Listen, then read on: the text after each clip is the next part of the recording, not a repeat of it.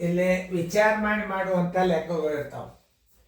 ಇದು ನವೋದಯ ಚಾಲೆಂಜ್ ಬರ್ತದೆ, ನವೋದಯನೂ ಬರ್ತದೆ, ಸೈನಿಕ್ ಸ್ಕೂಲ್ನೇ ಬರ್ತದೆ. ಭಾಳ ವಿಚಾರ ಮಾಡಿ ಮಾಡ್ತಕ್ಕಂಥ ಗಣಿತಗಳು ಇವು ತಿಳ್ಕೊಂಡು ಲೆಕ್ಕ ಮಾಡ್ಬೇಕಾಗ್ತದೆ. ನೀವು ಹೇಗೆ ಸರ್ ಹಿಂಗೆ ಇಟ್ಟಾರ ಭಾಗ್ಯಾರ ಅಂತಲ್ಲ, ಇದನ್ನ ಅರ್ಥ ಸರಿಯಾಗಿ ಮಾಡ್ಕೊಂಡು ನೀವು ಮಾಡಿರಬೇಕು. ನಾ ತಿಳಿಸ್ತು ಮುಂದಿನ ಮಾದರಿ ಮಾಡಬೇಕು.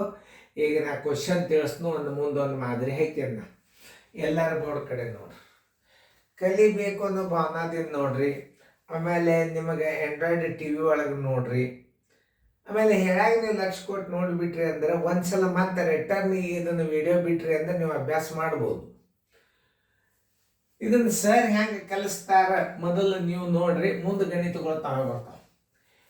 625 ಘನ ಮೀಟರ್ ಅಳತೆ ಪೆಟ್ಟಿಗೆಯಲ್ಲಿ 5 ಮೀಟರ್ ಅಳತೆಯ ಕಟ್ಟಿಗೆಯ ತುಂಡುಗಳಷ್ಟು ಹಿಡಿಸುವವು ಅಂತ ಕೇಳ್ತಾರೆ. ಈಗ ಇದು ಘನಫಲ ತೆಗೆದದ್ದು, ಉದ್ದ ಗುಂಡ್ಲೆ ಅಗಲ ಗುಂಡ್ಲೆ ಎತ್ತರ ಅಲ್ಲಿದು. ಇದು ಘನಾಕೃತಿಯ ಘನಫಲ ಅದ. ಇದು 625 ಏನಿದು ಘನಾಕೃತಿಯ ಘನಫಲದ ಅಥವಾ ಆಯತಾಕಾರದ ಘನಫಲನೂ ಇರ್ಬೋದು. ಆಯತಾಕಾರದ ಘನಫಲ ಸರ್ ಕೊಟ್ಟಿದ್ದ ಅಂತಂದ್ರೆ ತುಂಡಗಳ ಅಳತೆಗಳು ಆಯತಾಕಾರ ಇರ್ತಾವೆ. ಉದ್ದ ಅಗಲ ಎತ್ತರ ಇತ್ತು ಅಂತಂದ್ರೆ ಅದು ಘನಾಕೃತಿನೂ ಇರ್ಬೋದು, ಆಯತಾಕಾರದ ಘನಫಲನೂ ಇರ್ಬೋದು, ಘನನೂ ಇರ್ಬೋದು, ಘನಾಕೃತಿನೂ ಇರ್ಬೋದು. ಈಗ ಒಟ್ಟಾರೆ ಏನಿದು ಘನಫಲ ಕೊಟ್ಟಾನ ನೋಡ್ರಿ, ಹೆಂಗೆ ತಿಳ್ಕೊಬೇಕು. ಇದು ಘನಫಲ ತೆಗೆದದ. ಉದ್ದ ಗುಂಡ್ಲೆ ಭುಜ ಗುಂಡ್ಲೆ ಭುಜ ಗುಂಡ್ಲೆ ಭುಜದ ಗುಣಲಬ್ಧರ ಇರಬೇಕು ಒಂದು. ಉದ್ದ ಅಗಲ ಎತ್ತರಗಳ ಗುಣಲಬ್ಧ ಅದೇ ಈಗ ಆಲ್ರೆಡಿ. ಅದಕ್ಕೆ ಏನು ಮಾಡಿದೆವು, ಘನಫಲ ಬರ್ಕೋಬೇಕು. ಈಗ ನೀವು ಘನಫಲ ಬರೋಬರಿ 625 ಘನ ಮೀಟರ್. ಘನ ಮೀಟರ್ ಅಂದ್ರೆ ಏನು ಅಂದ್ರೆ ಉದ್ದ ಅಗಲ ಗುಂಡ್ಲೆ ಎತ್ತರಗಳ ಗುಣಲಬ್ಧ ಘನಫಲ. ಘನಫಲ ಅಂದ್ರೆ ಏನು ಅಂತ ತಿಳ್ಕೊ. ಉದ್ದ ಗುಂಡ್ಲೆ ಅಗಲ ಗುಂಡ್ಲೆ ಎತ್ತರ ಇವುಗಳ ಗುಣಲಬ್ಧಕ್ಕೆ ಘನಫಲ ಎಂದು ಕರೆಯುತ್ತಾರೆ. ಇನ್ನೊಂದು ಭುಜ ಗುಂಡ್ಲೆ ಭುಜ ಗುಂಡ್ಲೆ ಭುಜ ಒಂದೇ ಅಳತೆಯ ಮಾನವನ್ನು 3 ಸಲ ಇಟ್ಟು ಗುಣಿಸಿ ಬಂದ ಗುಣಲಬ್ಧಕ್ಕೆ ಘನದ ಘನಫಲ ಎಂದು ಕರೆಯುತ್ತಾರೆ. ಒಂದೇ ಅಳತೆಯ 3 ಸಲ ಇಟ್ಟು ಗುಣಾಕಾರ ಗುಣಲಬ್ಧಿತ್ತಂದ್ರೆ ಅದಕ್ಕೇನು ಘನದ ಘನಫಲ. ಘನಾಕೃತಿಯ ಘನಫಲ ಉದ್ದ ಗುಂಡ್ಲೆ ಅಗಲ ಗುಂಡ್ಲೆ ಎತ್ತರಕ್ಕೆ ಘನಾಕೃತಿನೂ ಅನ್ಬೋದು, ಅಥವಾ ಆಯತಾಕಾರದ ಘನಾಕೃತಿನೂ ಅನ್ಬೋದು, ಅಥವಾ ವರ್ಗಾಕಾರದ ಘನನೂ ಅನ್ಬೋದು. ಯಾವುದೇ ಒಂದು ಅರ್ಥ ಮಾಡ್ಕೋಬೇಕಾದ್ರೆ ಹೆಂಗಂದ್ರೆ ಉದ್ದ ಗುಂಡ್ಲೆ ಅಗಲ ಗುಂಡ್ಲೆ ಎತ್ತರ ಕೊಟ್ಟಿದ್ದಂದ್ರೆ ಅದು ಆಯತಾಕಾರದ ಘನ ಅದ ಅಂತ ತಿಳ್ಕೊಬೇಕು.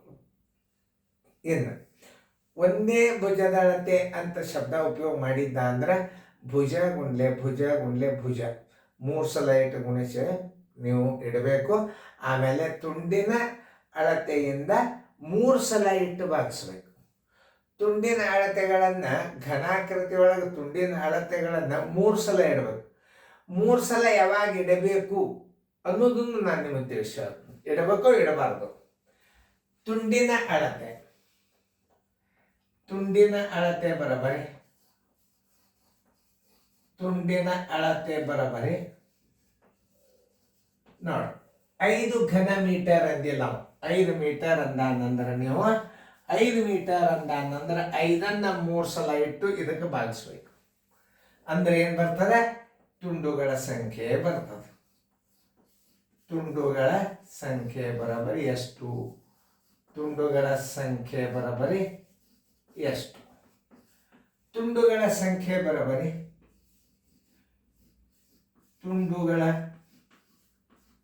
ತುಂಡುಗಳ ಸಂಖ್ಯೆ ಬರಬರಿ ಘನಫಲ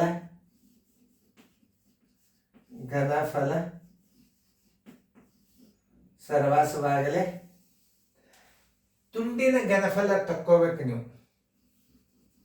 ತುಂಡಿನ ಘನಫಲ ಯಾಕೆ 3 ಸಲ ಇಡಬೇಕಂದ್ರೆ ಇಲ್ಲಿ ಘನ ಮೀಟರ್ ಅಂತ ಬರೋದಿಲ್ಲ. ಆದ್ದರಿಂದ 625 ಸರ್ವಾಸವಾಗಲೇ 5 ಗುಂಡ್ಲೆ 5 ನೋಡಿ. ಭುಜ ಗುಂಡ್ಲೆ ಭುಜ ಗುಂಡ್ಲೆ ಭುಜ. ಇಷ್ಟು ನೀವು ತಿಳ್ಕೊಂಡು ಬಿಟ್ರಿ ಅಂದ್ರೆ ಮುಂದಿನ ಲೆಕ್ಕ ಕುಣದಾಡ್ಕೊತ ಮಾಡಲೇಬೇಕು ನೀವು. ಇದನ್ನ ಸರಿಯಾಗಿ ಅರ್ಥ ಮಾಡ್ಕೋಬೇಕು. ಹೆಂಗೆ ಲೆಕ್ಕ ಸರ್ ತಿಳಿಸ್ತಾರ, ಆ ಗಣಿತಗಳನ್ನ ಸರಿಯಾಗಿ ತಿಳ್ಕೊಂಡ್ಬಿಟ್ರೆ ಮುಗೋದು. ಇದನ್ನ 3 ಸಲ ಯಾಕೆ ಇಟ್ಟಿವು? ಇಲ್ಲಿ ಘನ ಮೀಟರ್ ಅಂತ ಬರೋದಿಲ್ಲ. ಇದನ್ನ ಘನ ಮೀಟರ್ ಬರ್ದಾದ್ಮೇಲೆ ಒಂದೇ ಸಲ ಇಟ್ಬಿಟ್ಟಿವಿ ನಾವು. ಘನ ಮೀಟರ್ ಅಂತ ಬರ್ದಿದ್ದ ಅದನ್ನ ಒಂದೇ ಸಲ ಇಟ್ಟು ಬಿಡ್ಬೇಕು ನೀವು. ಅದನ್ನ 3 ಸಲ ಇಡಬಾರ್ದು. 625 625 625 ಇಡ್ಲಿಕ್ಕೆ ಹೋಗ್ಬಾರ್ದು. ಯಾಕೆ? ಅದಕ್ಕೆ ಏನ್ ಶಬ್ದ? ಅದು ಘನಾಕೃತಿ ಘನಫಲ ಕೊಟ್ಬಿಟ್ಟ. ನಾವು ಘನದ ಘನಫಲ ಸರ್ವಾಸವಾಗಲೇ ತುಂಡಿನ ಘನಫಲ. ತುಂಡಿನ ಘನಫಲ ನಾವು ಯಾಕೆ ತಕ್ಕೋಬೇಕಾಯ್ತು? ಇಲ್ಲಿ ಘನ ಮೀಟರ್ ಅಂತ ಬರ್ದಿಲ್ಲ. ಅದಕ್ಕೆ ನೀವು 5 ಗುಂಡ್ಲೆ 5 ಗುಂಡ್ಲೆ 5.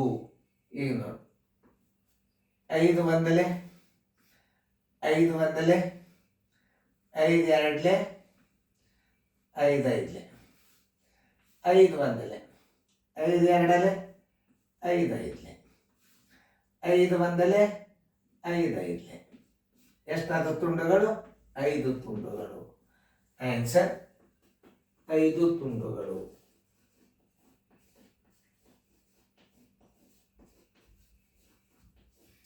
ಉತ್ತರ ಸಂಖ್ಯೆ 5 ಎಲ್ಲ ನೋಡ್ರಿ. ಉತ್ತರ ಸಂಖ್ಯೆ ಬಿ.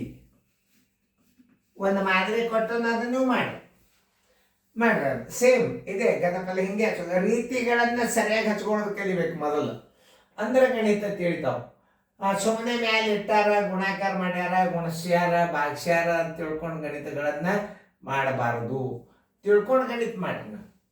ನಾ ಹೆಂಗೆ ಸಂಗತಿಗಳನ್ನ ಹಚ್ಚಿನಲ್ಲ ಹಿಂಗೆ ಸಂಗತಿಗಳನ್ನ ಹಚ್ಚಿ ನೀವು ಲೆಕ್ಕ ಮಾಡ್ರಿ.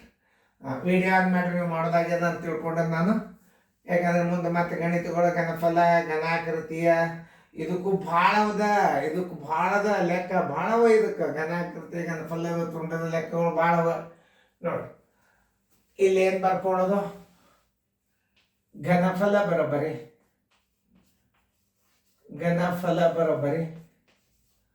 1728 ಘನ ಮೀಟರ್. ಘನ ಮೀಟರ್ ಅಂತ ಬರೆದ್ರೆ ಅಂದ್ರೆ ಸುಮ್ ಒಂದೇ ಸಲ ಇಟ್ಟು ಕಿಸಿಂದ ತಳಗ ಮಾನಗಳದಿಂದ ಬಾಗಿಸಿ ಬಿಡ್ಬೇಕು. ಕಟ್ಟಿಗೆಯ ಅಳತೆ, ಕಟ್ಟಿಗೆಯ ತುಂಡಿನ ಅಳತೆ, ಕಟ್ಟಿಗೆಯ ತುಂಡಿನ ಅಳತೆ ಬರೋಬ್ಬರಿ ಎಷ್ಟು? 4 ಮೀಟರ್. ನೋಡಿ, ಘನ ಮೀಟರ್ ಅಂತ ಬರೆದಿಲ್ಲ. ಘನ ಮೀಟರ್ ಅಂತ ಬರ್ದಿದ್ದಂದ್ರೆ 1728ಕ್ಕೆ 4 ಬಾಚೆ ಬಿಡ್ರಿ ನೀವು. ಅದನ್ನು ಇಲ್ಲೇ ಮೇನ್ ಅಂಶಗಳನ್ನ ತಿಳ್ಕೊಬೇಕು ನೀವು. ಇದಕ್ಕೆ ಜರ್ ಏನಾದರೂ ಘ ಹಚ್ಚಿದ್ದಂದ್ರೆ ನೀವು 1728ಕ್ಕೆ 4 ಬಾಯಿಸ್ಬಿಡ್ರಿ, ಉತ್ತರ ಬಂದ್ಬಿಡ್ತದೆ. ಯಾಕಂದ್ರೆ ಇದನ್ನ ಘನ ಮೀಟರ್ ಬರ್ದಿಲ್ಲವ. ಇದನ್ನ ಘನ ಮೀಟರ್ ಅನ್ನು ಬರಿಬೇಕಾದ್ರೆ 4ನ್ನ 3 ಸಲ ನೀವು ಇಟ್ಟು ಭಾಗಿಸ್ಬೇಕು. 4ಗಳನ್ನು 3 ಸಲ ಉಪಯೋಗ ಮಾಡ್ಬೇಕು. ನೋಡಿ, ತುಂಡುಗಳ ಸಂಖ್ಯೆ ಬರೋಬ್ಬರಿ ಎಷ್ಟು? ತುಂಡುಗಳ ಸಂಖ್ಯೆ ಬರೋಬ್ಬರಿ ಎಷ್ಟು? ತುಂಡುಗಳ ಸಂಖ್ಯೆ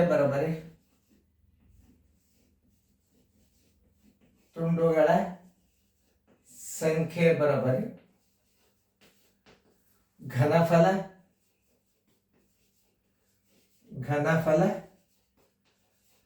ತುಂಡಿನ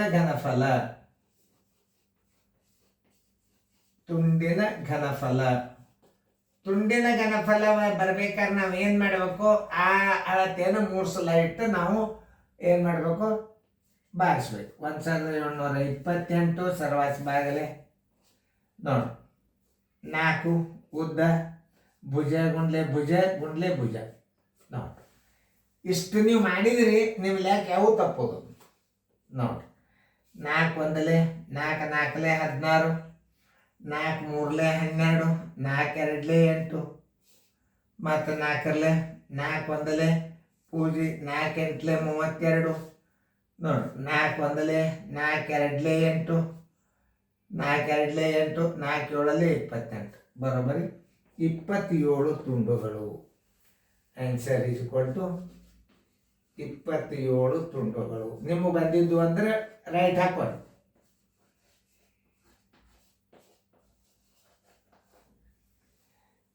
27 ತುಂಡುಗಳು. 27 ತುಂಡುಗಳು ಎಲ್ಲದು ಉತ್ತರ ಸಂಖ್ಯೆ ಬಿ. ನೋಡ್ರಿ, ನಾ ಹೆಂಗ ಮಾಡಿ ನಾನು ಸರಿಯಾಗಿ ತಿಳ್ಕೊಂಡ್ರೆ ನೆನ್ಪಿಟ್ಕೊಂಡ್ರಿ ಅಂತಂದ್ರೆ ಮುಂದಿನ ಗಣಿತಗಳು ತಾವೇ ಬಂದು ಬಿಡ್ತಾವ. ಸಾಕ, ಒಂದೆರಡು ಮಾದರಿ ಮೇಲೆ ತಿಳಿದು ಬಿಡ್ತದ ನಿಮಗೆ. ಘನಫಲ ಕೊಟ್ಟಿದ್ದ, ತುಂಡಿನ ಘನಫಲ ತಕ್ಕೋಬೇಕು. ಎರಡೂ ಘನ ಘನ ಬರ್ದಿದ್ದಂದ್ರೆ ಡೈರೆಕ್ಟ್ ಮ್ಯಾಲೆ ತೆಳಗಿಟ್ಟು ಬಾಯಿಸ್ಬಿಡ್ರಿ, ಉತ್ತರ ತಾನೇ ಬರ್ತವ. ತಿಳಿತಲ್ಲ? ನೋಡ್ರಿ, ಸರಿಯಾಗಿ ಗಣಿತಗಳನ್ನ ನೋಡ್ಕೊರಿ ಚಂದಂಗ. ಇದನ್ನು ಹಾಗೆ ನೀವು ಎಲ್ಲ ನಿಮ್ಮ ಫ್ರೆಂಡ್ಸ್ ಎಲ್ಲರಿಗೂ ಗಣಿತಗಳನ್ನ ಕಳಿಸ್ರಿ. ಎಲ್ಲರೂ ನೋಡ್ರಿ.